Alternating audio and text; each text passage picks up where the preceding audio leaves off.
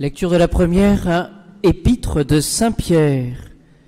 Frères bien-aimés, soyez sobres et vigilants pour vous livrer à la prière.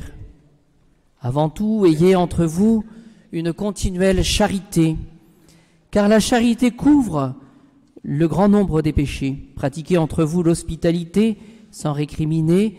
Le don que chacun de vous a reçu, mettez-le au service des autres, comme de bons intendants de la grâce de Dieu en sa diversité. Est-ce le don de la parole? Qu'on la dise comme parole de Dieu. Est-ce un ministère? Qu'on l'exerce avec la force que Dieu procure, afin qu'en toute chose, Dieu soit glorifié par Jésus-Christ, notre Seigneur. Au nom du Père, du Fils et du Saint-Esprit, ainsi soit-il. C'est une semaine, bien chers amis, où nous avons à préparer la fête de la Pentecôte, l'effusion de l'Esprit Saint. Et donc, nous pouvons, à la suite de la lettre de Saint Pierre, première lettre, au chapitre 4e, finalement demander deux choses: la prudence, la sobriété et veiller dans la prière. Vous voyez, les disciples, les apôtres étaient autour de Notre-Dame pendant cette semaine précédant la Pentecôte. Et qu'est-ce qu'ils faisaient au Cénacle? Ils priaient. Ils priaient. Vous voyez, pour se disposer à l'Esprit Saint.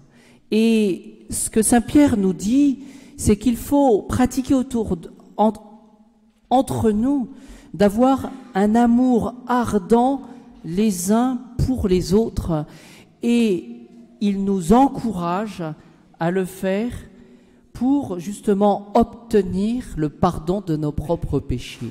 Celui qui pratique la charité, celui qui a cette bonté, il pratique cette charité, mais c'est pour obtenir le pardon de ses péchés. Vous voyez, nous avons tous besoin de demander au Seigneur de nous pardonner nos péchés. Voilà l'objectif de cette semaine. Je vous invite bien évidemment à réciter pendant cette semaine chaque jour le Veni Creator, cet hymne que nous chanterons ou que nous réciterons à la fête de la Pentecôte. Mais si nous y prenons garde, le Veni Creator, nous le récitons tout spécialement aussi avant de recevoir un sacrement important, avant un baptême, avant un mariage, avant une cérémonie d'ordination. Viens en nous, Esprit créateur, emplis de la grâce d'en haut les cœurs qui sont tes créatures. Et ce que je retiens, ce sont ces paroles Esprit créateur, c'est-à-dire quand on interroge les enfants au catéchisme, ils le savent cela. Qu'est-ce que créer? Créer, c'est le propre de Dieu, c'est faire quelque chose à partir de rien. C'est-à-dire qu'il s'agit finalement de changer de cœur. Il s'agit de nous renouveler pendant cette semaine et nous avons besoin de l'Esprit Saint pour cela. Nous avions dans le bréviaire ce matin un passage des Actes des Apôtres au chapitre 10. Dieu a ressuscité Jésus. C'est le formel. C'est parce que Jésus est ressuscité. C'est parce que Jésus est vainqueur de la mort et du péché que nous pouvons justement renouveler nos cœurs, recréer nos cœurs avec le Saint-Esprit. Jésus ne se montre pas à tout le peuple, mais seulement aux témoins que Dieu avait choisis d'avance. Et encore une fois, je le répète, si nous sommes ici ce matin à la messe, ça n'est pas uniquement grâce à nos propres mérites, mais parce que nous bénéficions de l'amour du bon Dieu. Il nous a choisis, non pas par nos propres mérites, mais nous voyons bien autour de nous, tous ceux qui ont perdu la foi ou qui ont oublié le bon Dieu. Et quel est le rôle de ces témoins, poursuit le livre des Actes? C'est d'annoncer et de témoigner de Jésus. Et donc, essayons, plus que par les paroles, mais par notre exemple pendant cette semaine, eh bien, par la prière, voyez, par ce recueillement aussi, par cette ardeur dans la prière, essayons d'annoncer et de témoigner, de disposer de Jésus et de disposer notre âme. Car voici ce que dit Jésus: tout homme qui croit en lui, ce que dit saint Paul, tout homme qui croit en lui reçoit par lui le pardon de ses péchés. Voyez, il s'agit de croire dans le Christ et de disposer justement nos cœurs à l'effusion de l'Esprit Saint qui nous fera reconnaître cette résurrection de Jésus-Christ. Vous le savez, en ce moment, je me plonge un peu plus dans Sainte Catherine de Sienne parce que je trouve qu'elle dit les choses de manière concise, précise. Elle est décédée en 1380. Elle pose la question, qu'est-ce que la charité, qu'est-ce que l'amour? Parce que nous pourrions dire, mais oui, mais on en parle tout le temps de l'amour. On le connaît, ça, déjà. Alors elle écrit à la comtesse Benedetta Salimbeni, c'est un amour, dit-elle, qui est différent de l'attitude extérieure qu'on se donne. Vous voyez, il ne s'agit pas de faire semblant. C'est plus le moment maintenant de faire semblant. Il ne s'agit pas, dit-elle non plus, de phrases ou de formules. Elle nous dit essentiellement, c'est un sentiment du cœur, une affection de la volonté, et elle parle même pour la charité d'une illumination. Bien, chers amis, nous avons besoin du Saint-Esprit pour comprendre. Je dis bien comprendre avec notre intelligence et l'intelligence du cœur aussi, ce que c'est notre vocation à la charité et à l'amour.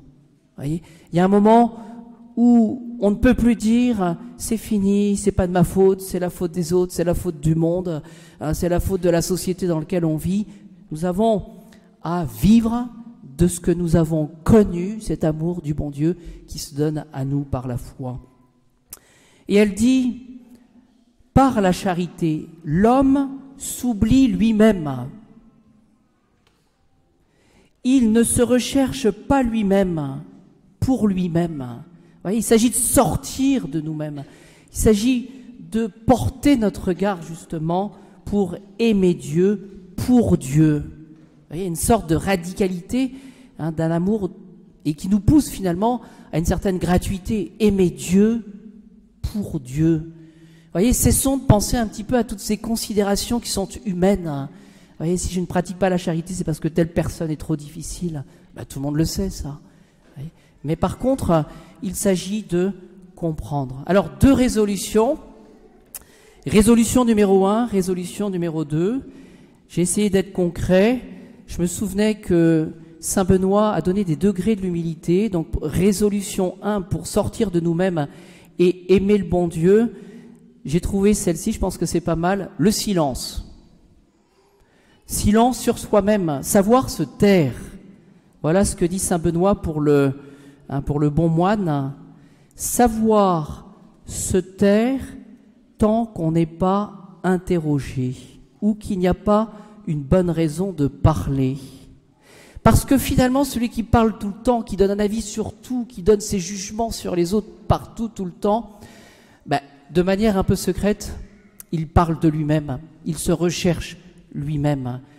Et il s'agit, nous dit Saint Benoît, de donner aux autres l'occasion de parler. Car souvent, dit-il, beaucoup de vanité dans l'empressement à prendre la parole. Bon, tâchez de parler quand même à midi. Mais faisons attention. Voilà. Écoutons plus que nous parlons. Et puis la conséquence numéro 2, la résolution numéro 2 pour la semaine, je l'ai trouvée dans le catéchisme.